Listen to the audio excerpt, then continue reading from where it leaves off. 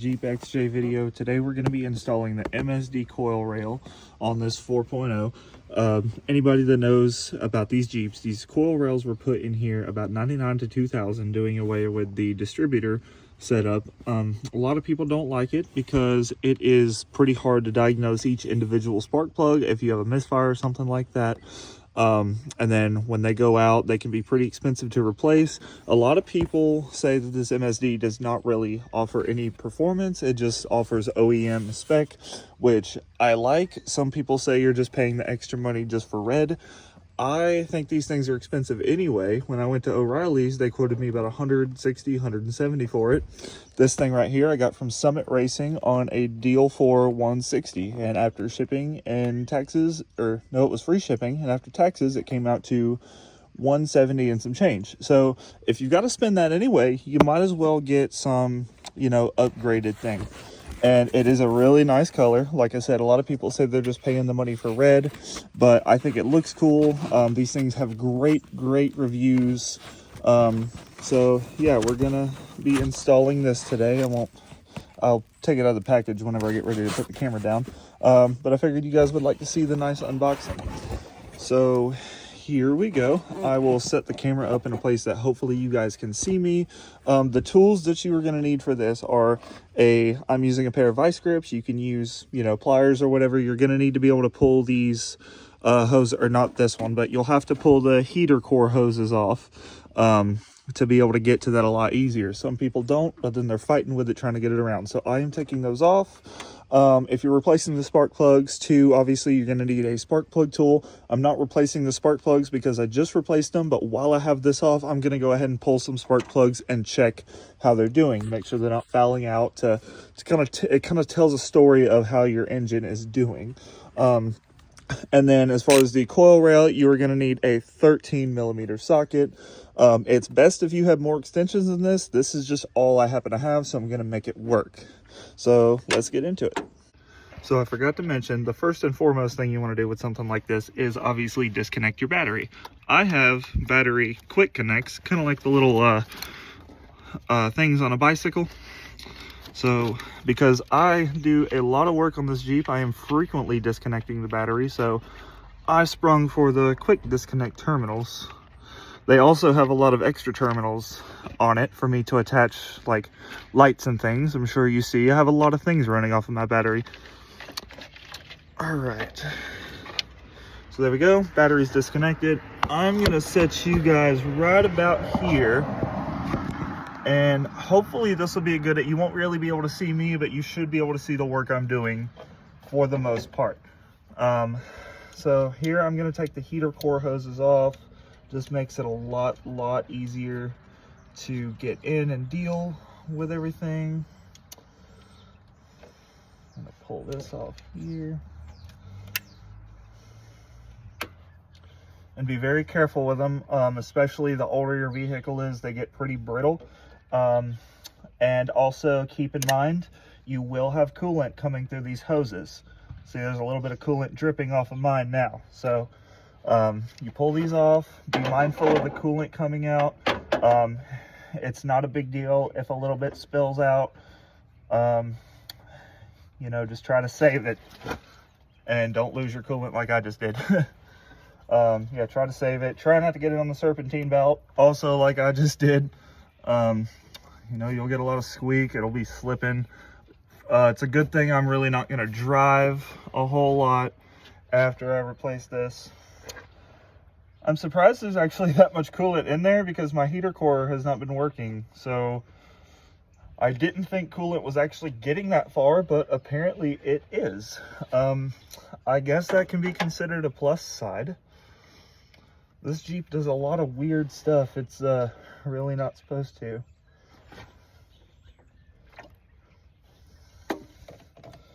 But that's the Jeep life, Pull this off. Okay, there's my other heater core hose. Gonna pull that off gently. Usually this one that's on that water pump pipe is a pain. I'm going to use the vice grips to gently wiggle it back and forth. I do not like to use a flathead screwdriver because that is the best way to puncture a hose. So you just gently grab that hose, give her a good wiggle back and forth.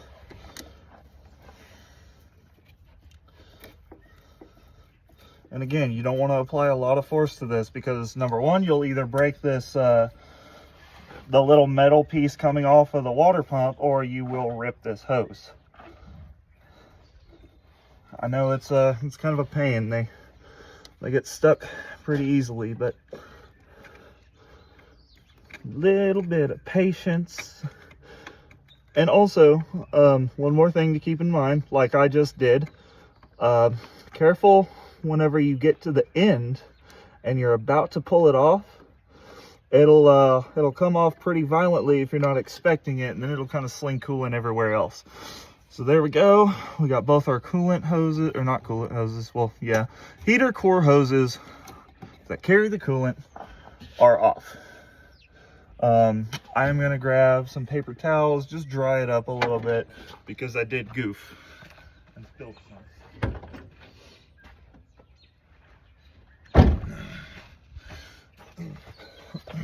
What I aim for on my YouTube videos and my vehicle repairs, you know, a lot of people have these real fancy shops. They have all this nice equipment and areas to do things.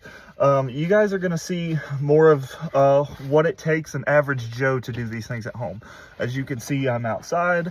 It's about 30-something degrees. You know, it's not too cold, but you know, I don't have a shop. I don't have a whole bunch of fancy tools. This is something that anybody can do in their own home. And the more I make videos, the more you'll see the kind of stuff I do at home. You know, I'll be laying on the ground a lot. You know, I'm going to be getting dirty.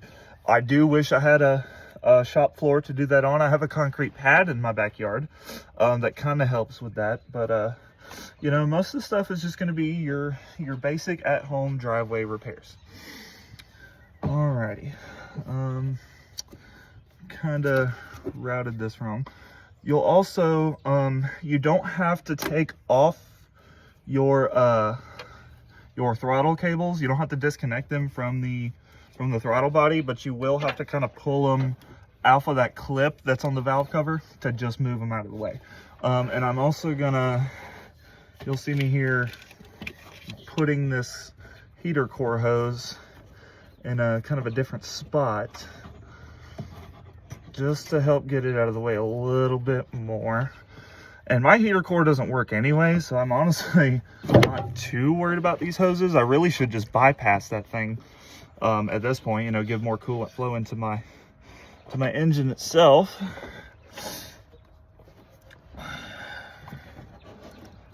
All right, so now we are accessed at the coil rail. Something I feel like is going to come up in my way might possibly be the clip, because last time I replaced the spark plugs, I wanted to take this whole thing off and get it out of my way, but the clip would not come off of this, so I had to just set it out of my way. So hopefully this time I can get the clip off without fighting with it too much. Oh, there we go. Yeah, these things have been in there for a while. Even though I just replaced the spark plugs a few months ago, this thing's tight on there. Okay, now these back two ones, you're going to want to be especially careful, mostly with the very back one, because you do not want to bend your transmission dipstick or your oil dipstick. Your oil dipstick is not in as much jeopardy because there's a little bit of space there, but on this very back one back here I'm about to go to, you're gonna barely clear this transmission dipstick. Make sure you do not bend it. You know, you don't want, it'll make it hard for you to get your actual transmission dipstick out. This is also your transmission fill line, so it's a very important piece. And as you can see, I'm kind of struggling to get this on because I don't want to bend that, and I am going to have to go find myself another extension because, you know, we cannot be bending that and we got to get to it. So I will be right back. I knew I had another one somewhere. This is about what you want. If this is what you have access to, that's perfect.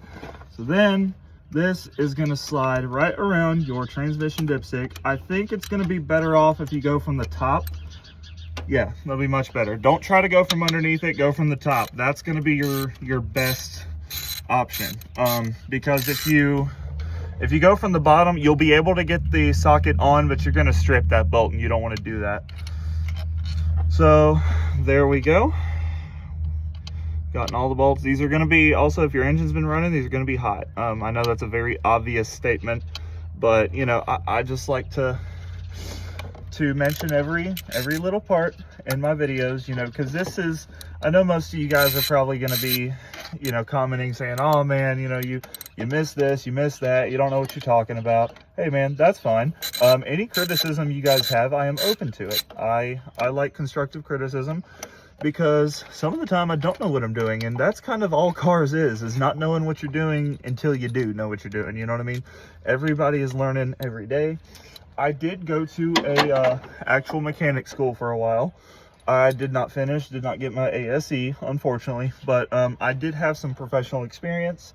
I've been working on my vehicles for a long time, mostly because I don't have the money to take it to anybody. And that's kind of how most people are. So there's going to be some beginners on my page, and that's okay. That's so anything you can learn from me, that's cool. If you don't learn something from me, that's also cool.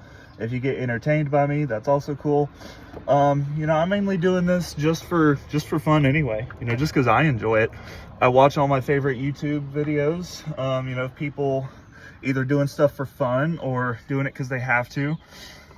One of my favorite YouTubers is Tom's Refurb. Don't drop your bolts, people. It's okay, they just went right there. All right, so as you can see now, I'm pulling this out. I'm done yapping for a minute, and I'm gonna pull this out. Kinda. Like I said, you might have to, you're probably gonna have to move around these heater core hoses one more time. Also, again, there is coolant in these hoses. Be very careful not to spill it, especially on electronic products. Now you'll have to kind of turn this thing. I'm gonna get this out of the way. Kind of turn this thing to get to that plug.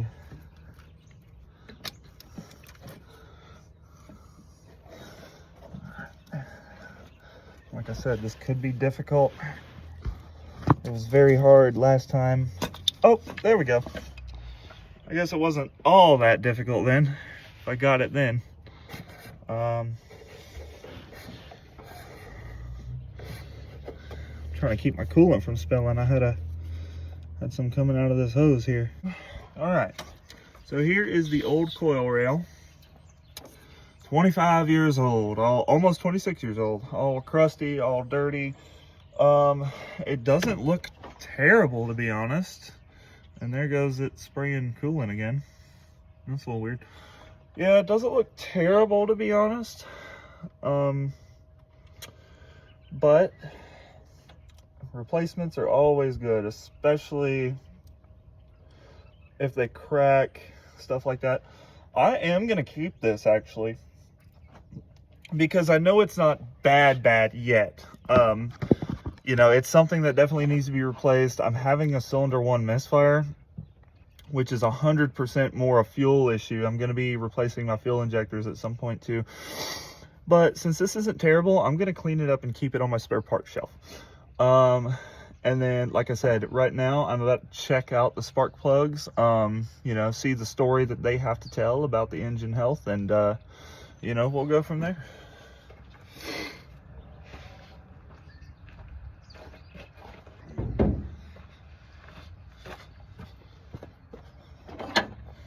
All right, I'm gonna swap out my 13mm socket for my spark plug socket. Spark plug sockets are a 5/8 socket, but there are specific spark plug sockets made just for them. All right, and be very careful taking your spark plugs out. You do not want to strip your head. Do not want to strip that. You'll end up like the old Ford 5.4s, having to rebore your spark plug holes all the time.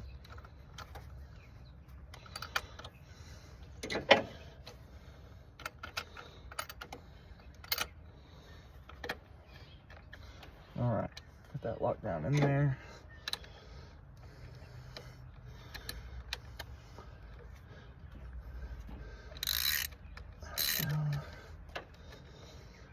And once you get it loose, you can pretty much just kind of hand undo it. That's really my preferred method anyway. The less ratcheting you do on a spark plug, the better. It's less chance of you stripping those threads and, you know, messing up your head and all that stuff. All right, pull that guy out and see how they've been doing. That looks pretty good actually. That's about what you want a spark plug to look like. These are only gosh, I say these are only about no, I haven't even had this Jeep for 2 months. These are maybe a month old. Maybe a month old. So yeah, I mean, you could see a little bit of carbon deposit there, which is, you know, not the best thing. That does tell me that it's running a little rich, which I kind of knew. But overall, these don't look terrible. And that's just number one, which this is where my misfire is. So that's why that number one spark plug does look like that. The other one should not look like that. So we're gonna put this bad boy back in, and then I will pull a few of the other ones out, and then we'll just see how they're doing.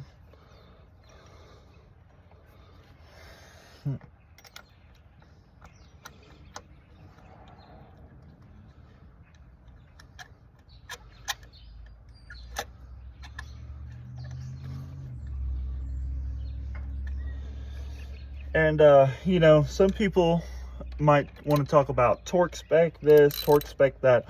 Let me tell you, torque specs are very important for a lot of things.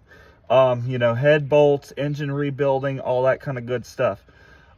With spark plugs, I'd say you just want to go with the German torque spec. What I was taught in mechanic school, you want to go with the German torque spec. And what I mean by German torque spec is good and tight. That's all you want, it is good and tight. Just snug it up in there, not too tight. Remember, these are porcelain, but you know, just get it up in there, get it snug. See, we got that one broken loose. You want it to where they'll just kind of break loose real easily. You never want to make more than a half a turn to break loose a spark plug in an engine. And there we go. Yeah, see, number one cylinder is misfiring. It's running rich. The injector is going bad, but you can see this is number two right here. That one looks beautiful. That is picture perfect. And that's what you want your spark plug to look like. I'll see if I can get that a little closer. Maybe the camera will focus. But that is almost exactly what you want your spark plug to look like. That is a healthy engine. These 4.0s are great motors. They will run forever. Mine particularly has 274,100 something miles on it. I just bought this thing 2 months ago, and I put almost 2,000 miles on it.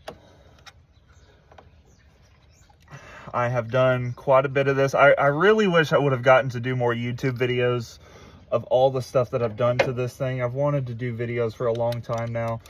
But, you know, it just, every time I try to work on something, it ends up being such a hardcore job, or not a hardcore job, but it just ends up being time consuming and something that I don't really have time to make a video of.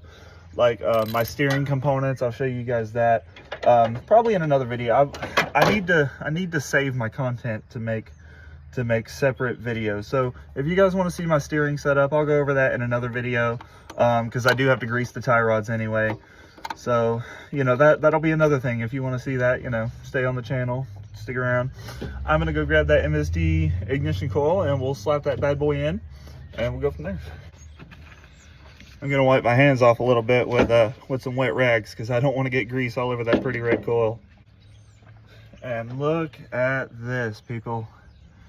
MSD, it's going to be reversed because of the camera, but MSD ignition.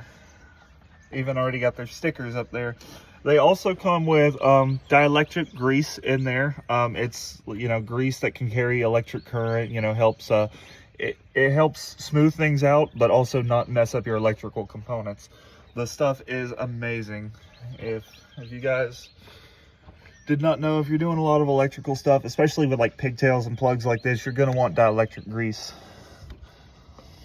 All right, so let's get her all hooked back up.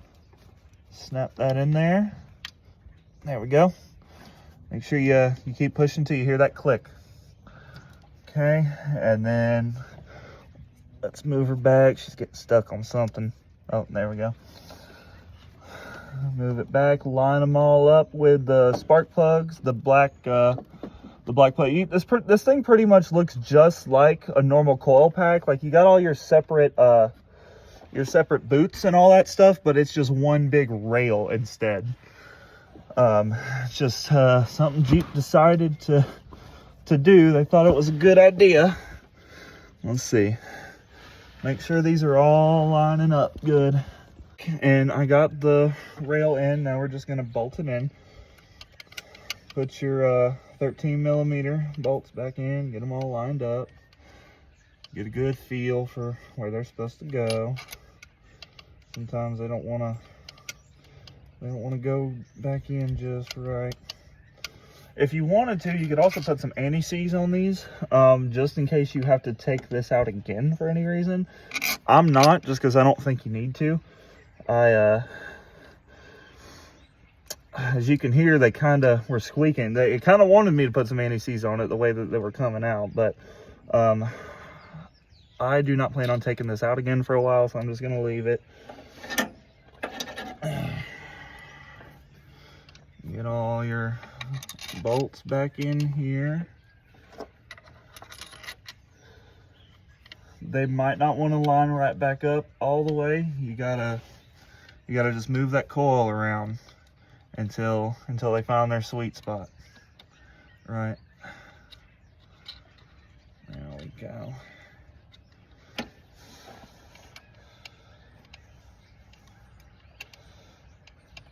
All right. Now, I'm gonna put our 13mm socket back on. And the way that I like to do it, again, these probably have a torque spec, but we're gonna go with the German spec of Guten Tight. The way that I like to do this though, is I'll tighten down the outsides and then the insides. I do wanna go in like an alternating pattern, kind of like you would with a head bolt. So I'm gonna go back here behind the transmission dipstick. I'm gonna snug that one down. Then I'm gonna go to this one right here by the AC compressor. I'm gonna snug that one down. That's the other very end one. Okay. And then I'm gonna go back the one right here next to the oil dipstick itself.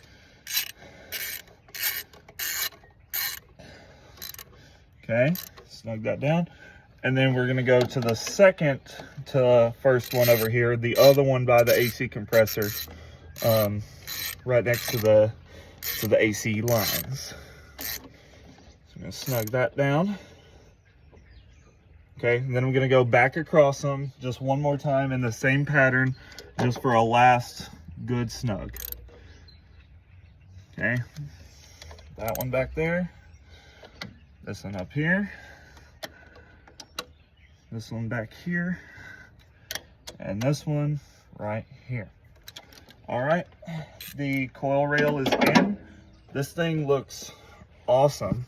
Let me just show you guys. This thing looks like it just added like 20 horsepower. All right, so what I'm gonna do now is fix up the heater core hoses, which are all in all kinds of a mess back here. However you want to do them is up to you. You probably have a better way than doing it to me. Honestly, I'm always open for better ways to do stuff, guys. You know, I don't have any one specific way of things getting done. There's more than one way to skin a cat, is how I see it. All right, now once your heater core hoses and your throttle stuff, kickdown cable, everything's all back up, you put your bolts up in there. Now it's time to hook the battery back up. And on these, you shouldn't, keyword is shouldn't, have to do an ECM relearn after a new coil pack. I've hear a lot of people don't, but a lot of people also do. Just depends on your personal preference on, you know, how you like to run your Jeep, how you like to fix your things, you know, and your way of fixing things could be very well different than mine. That's all right, you know. It's just, that's the cool thing about each of us as individuals. We have our own way of doing things, and a lot of times when I do stuff, I just take a general idea of stuff I've learned and then I put it together to be my own version. You know what I mean? You know, just do whatever you think will work, as long as it does work. That's the biggest thing. Do whatever works as long as it works. If it don't work, then obviously you might have to adjust something, do something different. But here we go. We've gotten the battery back on, everything's in. I'm gonna go ahead and give her a start up and see how she runs. All right. Prime the fuel pump a couple times. That's just always what I like to do with this old Jeep. Get some fuel up in there. All right. Well, she sounds good. It definitely idles different.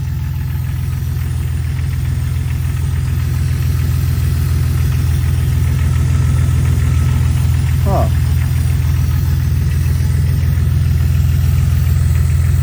Okay. Gonna check for any engine codes. Nope. It's actually idling a little lower. She used to idle a lot higher than this. Okay, I'm gonna give her some gas, see what she does.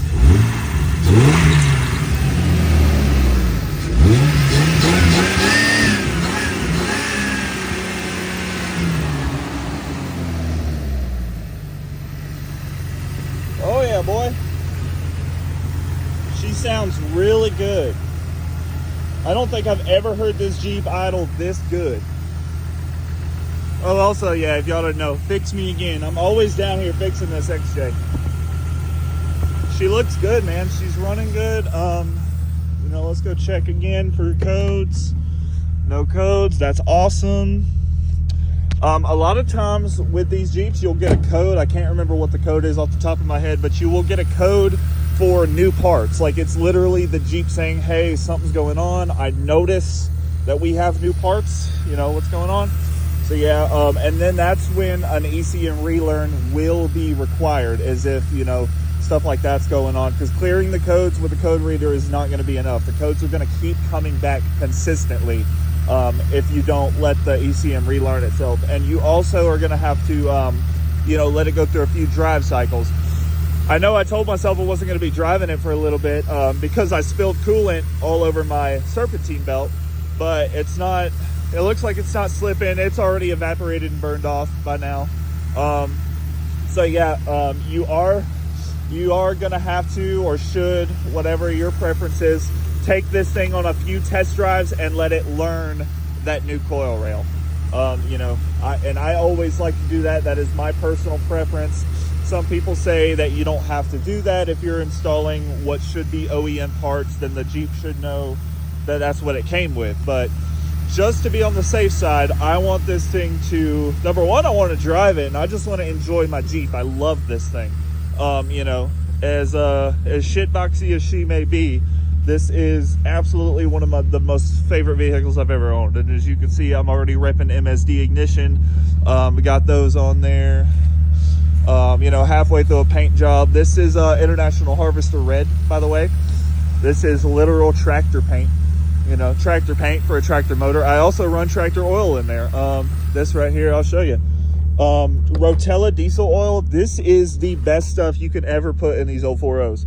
You see that says right there, T4 1540 heavy duty diesel engine oil for tractors, diesel trucks, semis.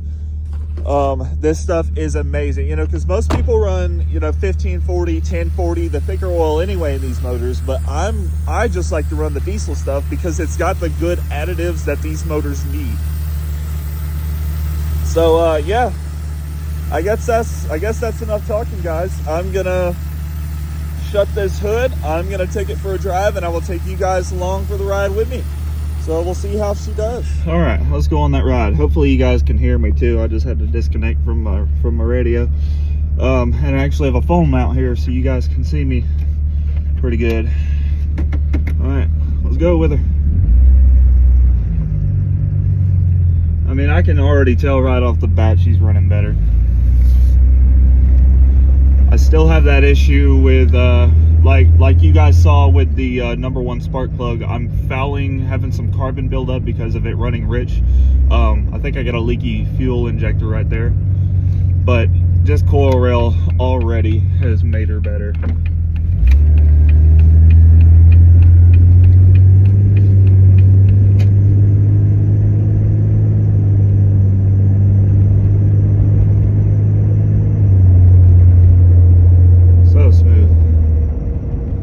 And hopefully, I mean, sorry if it's a little too loud, but hopefully it's actually just loud enough for you guys to hear the engine.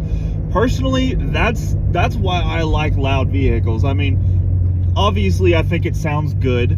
I like the nice rumble of it, but I like for an open exhaust because then it allows me to hear how the engine sounds and how it's doing.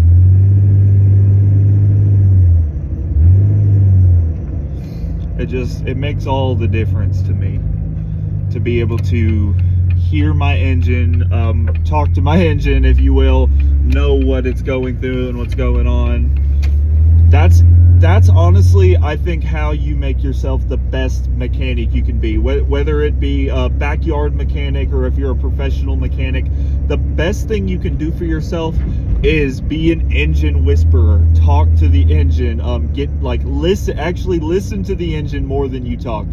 You know, same with people. We got 2 of these and 1 of these. Listen more than you talk. Just let it tell you its story. Let it tell you how it's feeling. And 90% of the time, you'll know what's going on if you just know what an engine is supposed to sound like, what it's not, and particular engines as well. You know, some engines make noises that other engines are just not supposed to make. You know, things like that. So that's just how you know. It's once you get far enough into the knowledge of vehicles and cars or specific vehicles, you know, you could be a basic mechanic, right? You could just fix stuff for a living just because that's your job. But then you could be somebody like me who really dives into things because they love it. You know, I love this old Jeep. I love everything about it, surprisingly, even though it doesn't have back brakes right now. I've got to fix my brake lines. It doesn't have a heater at all. My heater core doesn't work. There's a lot of things left to be desired. A lot of things people would say, oh my God, how do you drive that thing? It's completely unsafe. Well, it's all about the bond you build with vehicles. And I mean, on top of that, it's also because nobody can afford something brand new right now. I don't have the credit for something brand new. So this is what I could afford. And you know, you make things work for you. That's just how life goes. You got to work with what you got. And so I'm working with what I got and I'm loving it. You know, I fix things. I constantly fix things, actually, on this. I make things better that didn't necessarily need fixing. I mean, kind of like this ignition coil.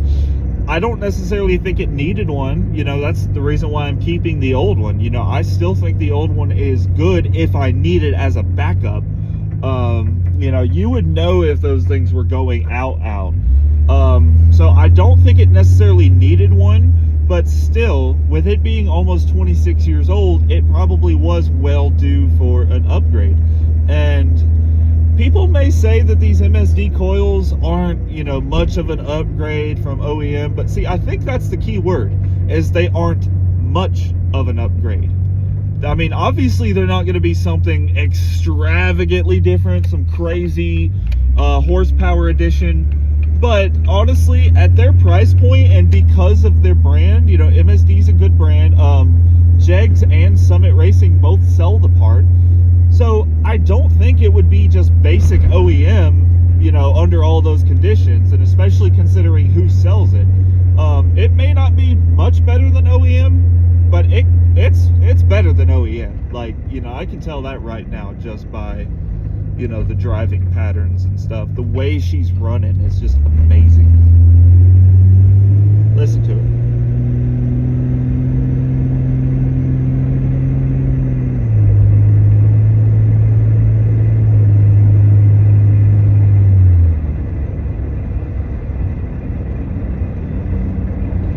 This old 4.0 is a singing her song.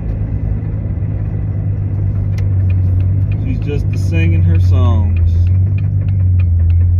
Don't mind that click, click, click, click, click. That would just be those crappy U-joints right there. Which you guys will see in another video. It may not be for a while until I can afford them. But one of my biggest videos that I really want to do, something that's going to help a lot of people out, and it's going to be a 50-50 whether people like it or not. You know, 50% of you guys that are going to see me do this are going to hate it. You're going to be like, oh my God, why are you doing that's a downgrade, blah, blah, blah. But then I guarantee you, the other 50% of you that get on board with this, I am going to help you out a ton. I'm going to save you a ton of money, save you a ton of time, and all this stuff. So anybody that knows anything about Jeeps in general, or these XJs, the XJs, TJs, you know, the Wranglers, anything of this era, the front axle shafts, if you will, have U-joints. They are just like your drive shafts, you know, and most newer four-wheel drive vehicles, they have what's called the CV axles. CV stands for constant velocity axle. And what that means is, instead of a U-joint, which can bind up and all that, it doesn't bind up. It moves at the same speed as the axle whenever the wheels are turning. But with a U-joint, that can't happen because of the angle difference. The axle speed, the Dana 30 axle may be moving at a certain speed, but when you turn those wheels, that's going to slow down the actual wheel turning speed. And then what's going to happen is you're not going to have an even pull on your four-wheel drive. Your back tires are going to be pushing more than your front tires are, and then that's going to lead to a lot of problems in your whole drivetrain system. You know, because they're going to be fighting against each other. So a big upgrade that a lot of guys do, and you can even go watch Dex J's on YouTube. I love the dude.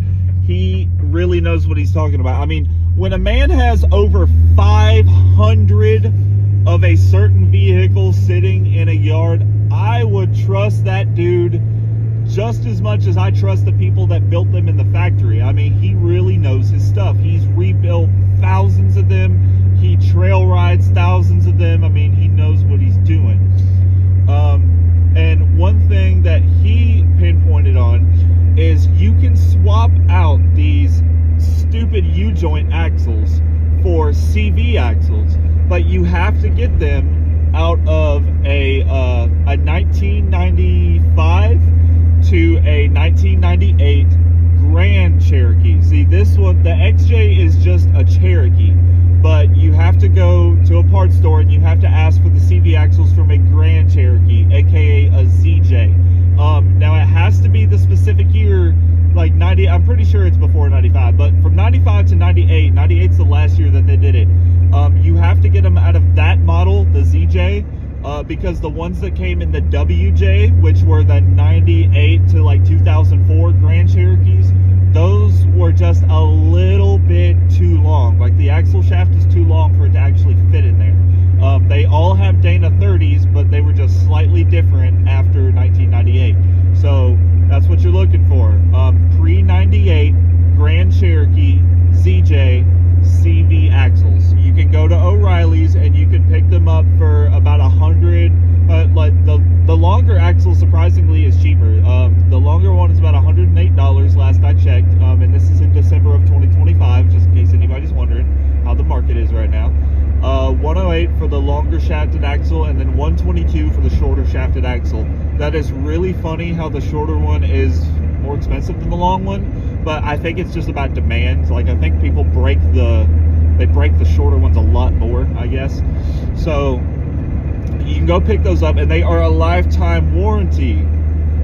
lifetime warranty, only for the catch of that you cannot use the four-wheel drive, right? so yeah, I mean, technically they don't have a lifetime warranty, I guess, if you actually plan on using it. Now, if you put them in and you're just driving down the road, if you're just driving in two-wheel drive and that's how you normally do, and then they break for some weird reason, then yeah, you can absolutely go in for the lifetime warranty. But if you're going to be an honest person, you know, and stuff like that, if you use the four-wheel drive and they break that way, then they're not warrantable. Lots of people have went in there and just said, oh, I didn't use the four-wheel drive, and they'll replace it. I mean, that's between you and the big man up above when you get there.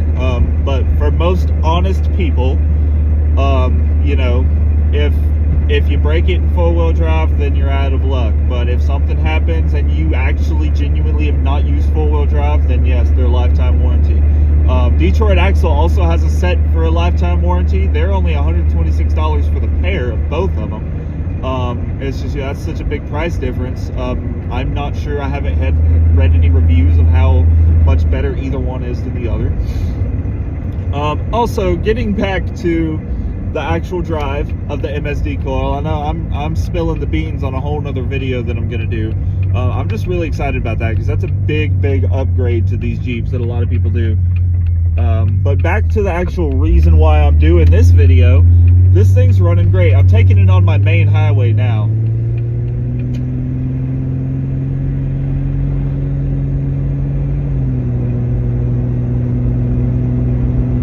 Yeah, we're getting up to real highway speeds, about 55, 60, to really give her give it a learn of how we drive. You know, you've got to, and the key point of this, drive like you normally would, guys. You know, don't go out and dogger and, you know, test its performance right out of the gate.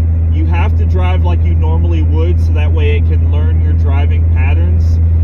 Because if you just get out right out of the gate and you dog it and all this stuff, it's gonna learn that that's how you drive. And then if you ever stop driving, if you're actually going on a cruise, it's gonna run bad, because it's gonna be like, hey, no, we're not at that peak power, we're not running like how we normally would. So just don't do that. It's not good for it anyway. But yeah, I am cruising 55 right now. Let me get myself up to 60.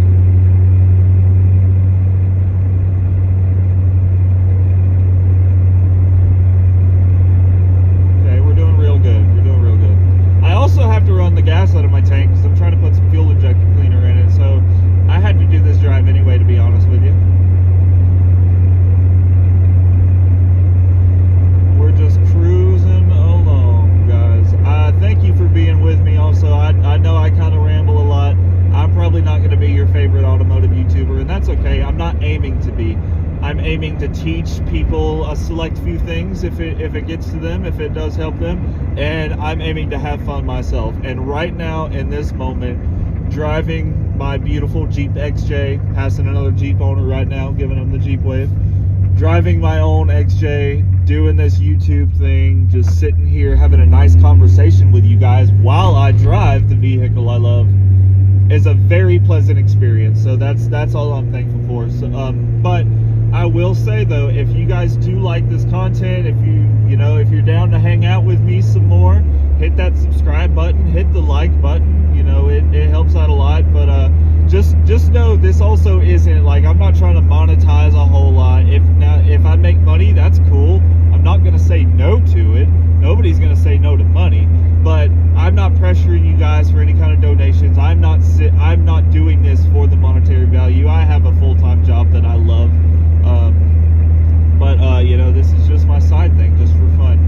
If it ends up being something awesome, you know, if I end up being the next Chris Fix or Tom's Refurb, that's cool. I love Tom's, you know, I'm gonna give a shout out to my boy Tom, man. I love Tom's Refurb so much. And yeah, this is me plugging somebody else's YouTube on my YouTube, but I don't care. The dude is awesome. Some people hate on him because, you know, he's a younger kid, and they say he's kind of like the alternative Whistling Diesel, some people say, you know, like but I think he takes care of things a lot more than Whistling does. You know, he's a cool dude. He's really knowledgeable for what he does. He's the Mustang specialist, like the 60s 60s Mustang specialist. And then his dad, Papa John, he taught him everything he knows. So yeah, shout out to all those guys, you know, Josh, Declan, cameraman, you know, the whole crew out there. You know, that'd be super cool to meet those guys one day, but you know, they're all the way in like Maryland or wherever. But yeah, so yeah, again, we're riding, everything's normal. You know, we got a 195 temperature. We have 14 volts of you know, battery power, 40 psi of oil pressure. I mean, this thing couldn't be running any more perfect right now, I think. You know, hopefully I don't jinx that. Let me know. But in all seriousness, you know, I think we're doing good here. I think MSD, you know, it's great. You can't go wrong there, I don't think. Now, I mean, obviously I just put it in. I'll check back in several months in another review. You guys will see another video of a review that I do maybe about I don't know, maybe about 3 months down the road. I'll say it'll be a good time. You know, then obviously the longer I do videos, the longer you see my Jeep, the more you'll see it in there. I'll just, if anything happens, I'll let you know. But so far, she's great. I am I'm just coming back into town after I looped around on the highway. You can hear her idling. I mean, I still hear the fuel injector. I mean, obviously that's still gonna throw her off for a while, but I think for now it's doing great for what it is, for how she's doing. We're just cruising along through town. All right, guys. Well, I mean, I'm not gonna bore you with like a whole ride or whatever. Maybe I'll show some footage of my town. You know, I'll turn the camera around and just cruise through town. But otherwise, I will just talk to you when we get back to the house. See you later.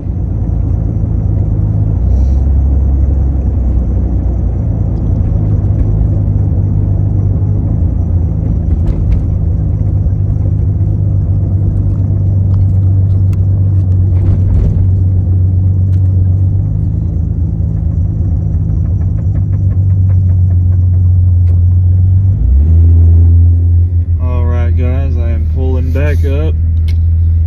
She did great. I just took it hell, I don't know, I probably drove about 5 miles just now. So yeah, she did great. It's still idling real good. Like I said, I'll let you guys know in about 3 months how she does. Keep updated, you know, hit that subscribe button, hit that little bell down there, and you know, like the video if you guys want to see more. Thank you guys for sticking around. See you later.